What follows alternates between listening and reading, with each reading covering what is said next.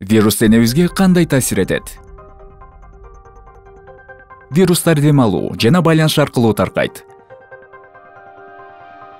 Коронавирус биз кармаган нерселерден жугат.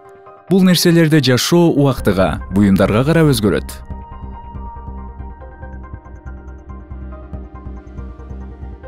Колубузга жуккан вирус денебизге болсо ооз, мурун жана көз аркылуу кирет.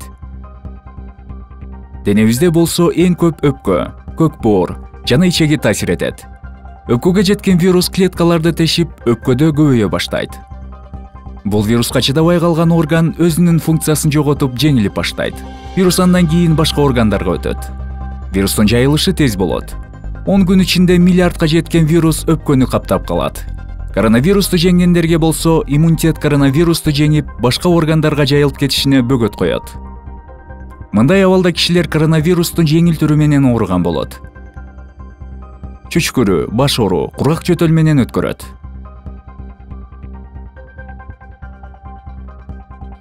Ал эми иммунитетти алсыз адамга вирус чукса дем алуу сорулошот.